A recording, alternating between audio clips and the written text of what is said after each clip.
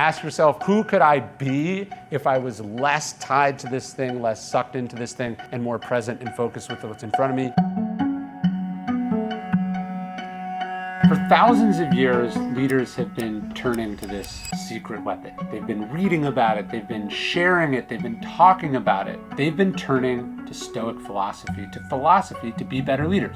In Meditations, Marcus Aurelius says, no role is so well suited to philosophy as the one you're in right now. Not every reader is a leader, as Harry Truman famously said, but all leaders have to be readers. And I would say they have to be familiar with these ideas in Stoic philosophy, dating back not just to Marcus Aurelius' time, but to the time of Frederick the Great, time of Admiral James Stockdale, to modern American presidents and sitting senators, head coaches of football teams, special forces operators. They've all been relying on this formula, these ideas from the ancient Stoics to be better at what they do, to be better at leading the people they've been put in charge of. I'm Ryan Holiday. I'm a leader in a handful of different ways, right?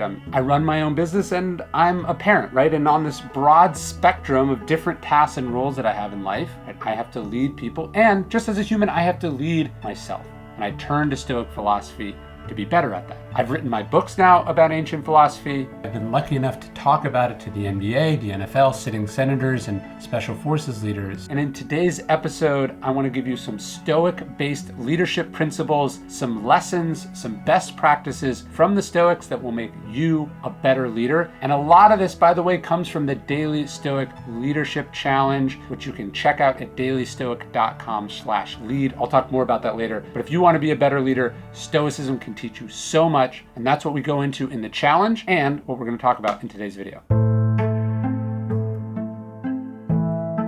Things are changing all the time. In fact, this is the motto of Queen Elizabeth's household when she was queen. They would say, if things are going to stay the same, then things are going to have to change, right? It takes discipline to be strict about some things, flexible about others. In fact, this is the paradox, this is the difficulty, this is the highest form of discipline. The 48 Laws of Power, Robert Greene's amazing book on power, the final law, the 48th law and the law of power, all these laws telling you do this, don't do this, do this. The final law is throw that all out and assume a kind of formlessness and flexibility. Right? Bruce Lee says, be like water, right? The ability to adjust and adapt, right? Even as you hold some things sacred is this sort of key expanding discipline. Everything is always in flux, but there are values that we hold fast to. We create calm within the storm throughout our discipline. We know what to cling to and we know what to let go to. We grab firm hold of our minds and our bodies while everyone else loses theirs, right? That's why this discipline is so important. So the more stressful things are, the tougher they are, or the more irrationally exuberant and exciting and fun and lucrative they are, we have the same opportunity to practice discipline, to get firm hold of ourselves, right? To adjust, but also to hold fast.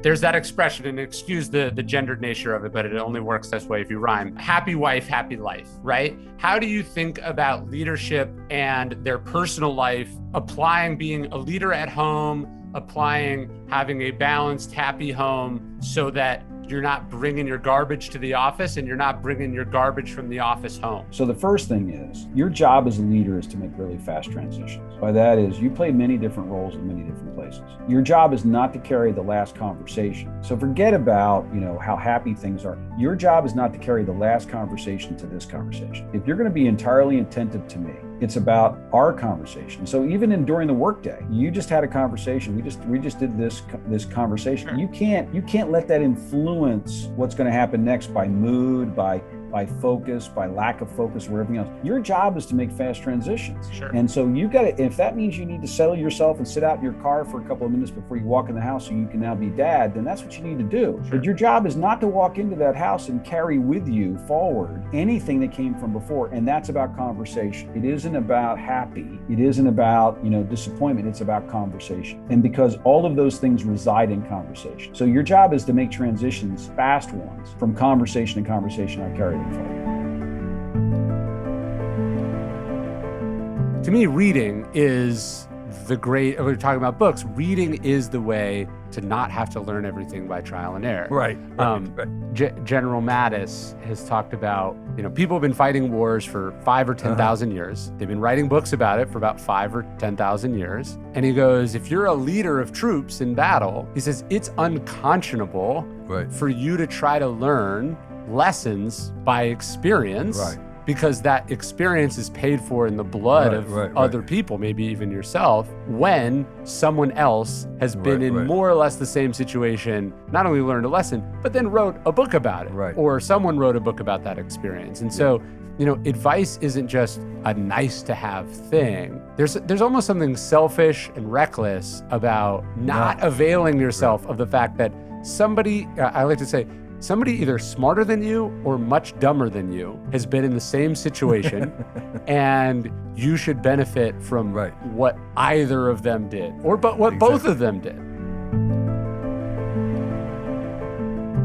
We think we're good at multitasking, of switching back. Oh, I checked this, then I'm back. No, the scientists show that there's a residue. It takes us a considerable amount of time to go from one task to the other, to be fully locked in on that task. And so the fewer the interruptions, the more distance you have, the more locked in you have, the better your performance is going to be. When you look at your screen time, when it shows you how much time you spent on your phone, ask yourself, what could I have done with that time? Ask yourself, how is that fueling my ego? Who could I be if I was less tied to this thing, less sucked into this thing, and more present and focused with what's in front of me? The killer advantage in the information age, to go to Mattis's point, is uninterrupted focus. How good are you at concentrating? How locked in are you in a world where everyone else is distracted?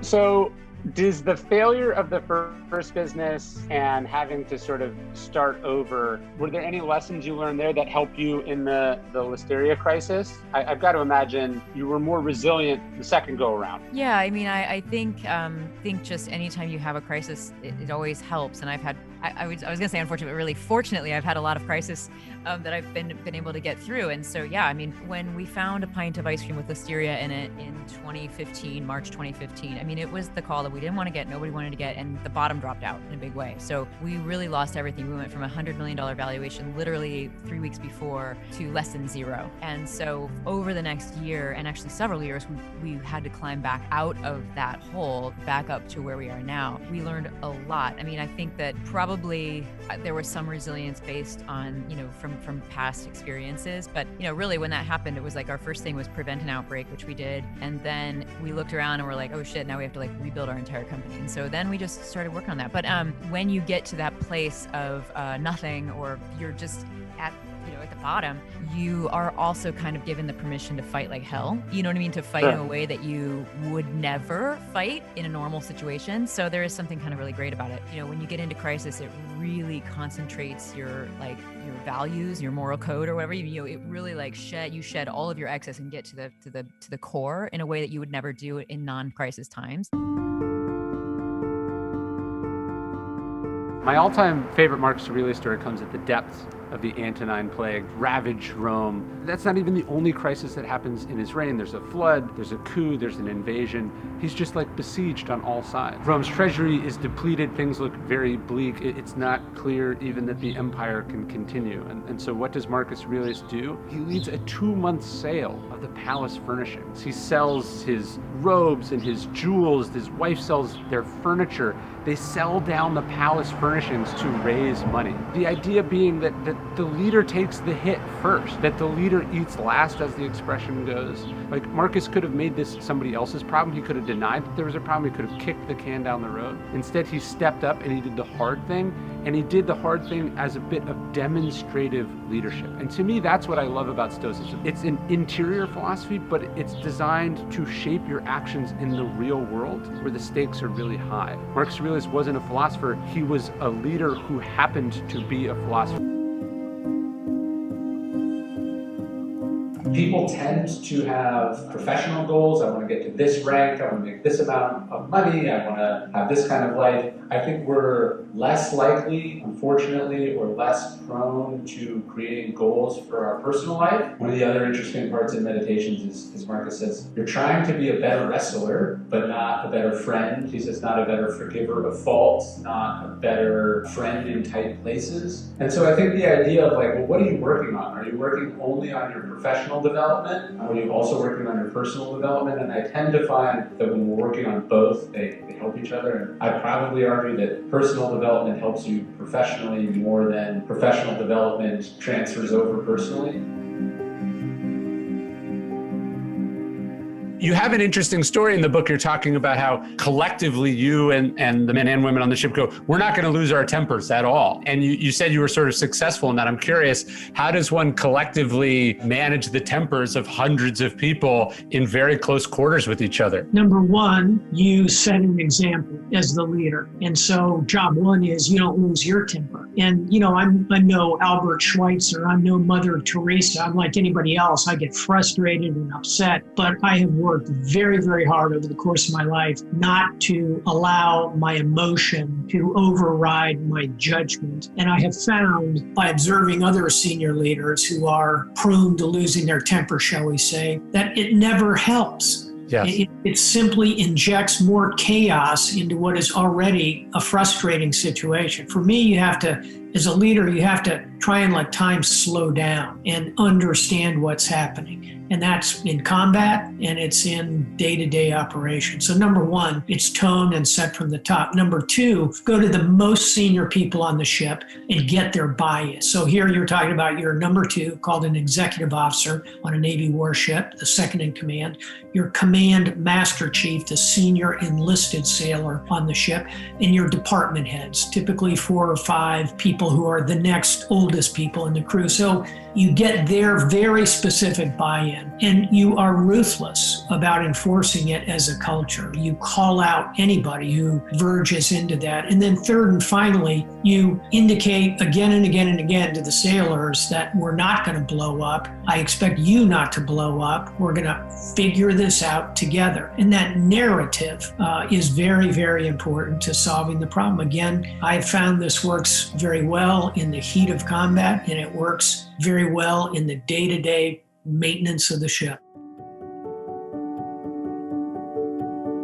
I think the other key element here, if we're talking about discipline, is saying a magic word, very difficult word, right? One of the hardest words, which is no. This is a picture I have between 2 pictures of my kids in my office. That's Dr. Oliver Sacks in his office. A reminder that whoever is asking him to do something, he's got to say no to that person. I have a little memo from Truman's administration. It's an inter-office memo between him and his secretary. And she's saying, look, you've got all these requests. Should we tell him the president is too busy and I have to say no? And he underlines it and he says, the proper response is underlined. The idea is that the president has to say no. You have to say no to a lot of things. Meditations is filled with self-criticism, with pushing himself to be better, calling himself into account. Again, Marcus Aurelius is incredibly powerful. People told him how amazing he was. They worshiped him as a god. The more successful, the more important, the more beloved you are, the more important it is to have this practice. Other people are going to hold you to account less. It's an opportunity for self-discipline. It has to be. No one could tell Marcus what he was doing wrong, what he needed to do better. He had to do that. The same is true in this world that we live in, where we have wonderful freedom, where we don't live under a tyrant, where there is no authority monitoring everything we do and say and think. But that doesn't mean we should do whatever we want to say and think or do. We have to hold ourselves accountable. We have to follow that process ourselves. When I wrote The Daily Stoic 8 years ago, I had this crazy idea that I would just keep it going. The book was 366 meditations, but I'd write one more every single day and I'd give it away for free as an email. I thought maybe a few people would sign up. Couldn't have even comprehended a future in which 750,000 people would get this email every single day and would for almost a decade. If you want to get the email, if you want to be part of a community that is the largest group of Stoics ever assembled in human history, I'd love for you to join us. You can sign up and get the email totally for free, no spam. You can unsubscribe whenever you want at dailystoic.com/email.